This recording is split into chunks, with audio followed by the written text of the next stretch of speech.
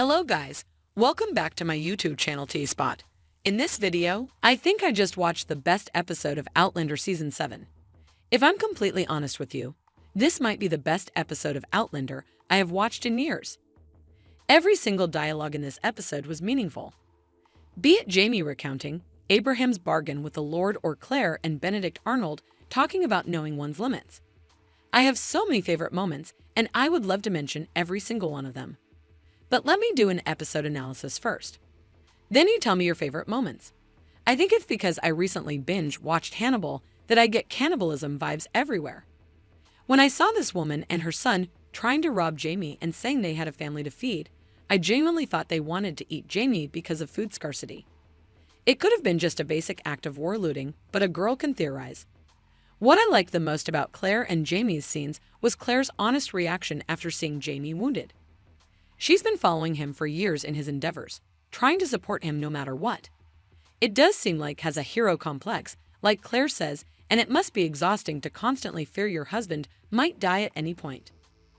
But it appears his hero complex served him right this time, and Morgan's company, including Jamie, saved Colonel Johnson and his men from the British attack. Jamie says it would be worth losing his finger, even if it meant he would save one man. In an echo in the bone, Claire amputates one of Jamie's fingers, but the show didn't do it. I think it would be better after that dialogue, but I'm glad his hand is okay. The episode's highlight for me was Claire's chat with a mystery man who turned out to be America's symbol of treason. At first, when they first started chatting, I thought what a lovely man he was, and their talk about knowing one's limits or reaching beyond them was quite interesting. Jamie quoted a poem from the 19th century poet Robert Browning, "A man's reach must exceed his grasp, or what's a heaven for?" When the man said his name, I was shocked, just like Claire. Benedict Arnold was known for his treason by switching to the British side during the Revolutionary War. But after the Second Battle of Saratoga, when he and Claire talked about the injustice he had faced from his own generals, despite being such a brave man, it made me think how little we actually know about people's motivations and what causes them to betray someone. I'm not saying Outlander has made me a Benedict Arnold sympathizer, but I really enjoyed the fact that the episode tried to show the other side of the story. Moving on to William, I loved how they kept the storyline from the books where Jamie shoots William's hat off. It was funny and scary at the same time, but I almost cried when Jamie gave William his own hat and called him sir. Can you imagine the pain of being unable to talk to your son and only referring to him as sir? But I'm glad William sees Jamie's bravery and honorable personality. At least I know this won't be the last time they see each other. Now comes the moment we've all been waiting for. If you watched my prediction videos, I told you this episode would end with Claire and Jamie sailing toward Scotland.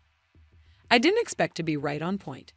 When they climbed the stairs and went on board, I saw Jamie, Claire, and young Ian's eyes get all watery, and I immediately uttered the word home. The last time we saw Scotland in the past was in Season 3, so I'm excited as anyone else. But I didn't like how young Ian and Rachel left things off. They kissed, and although she was angry about the kiss, it was evident that Rachel too had feelings for young Ian.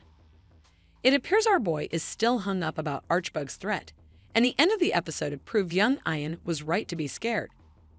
Archbug is now an old man whose only purpose is to get revenge, even if that means following Rachel anywhere she goes. This is such a sad storyline not only for young Ian and Rachel, but also for Archbug. Spending the last years of your life pursuing a meaningless goal is as depressive as it gets. I left the Mackenzies to the end of this video because the show did the same by not giving any importance to them in this episode. There were only 2 scenes of Bry and Roger in the entire episode. I'm not complaining. I loved this episode, but I felt like the trailers were making it seem like Bry and Roger would be at the center of this episode. But it didn't turn out to be like that.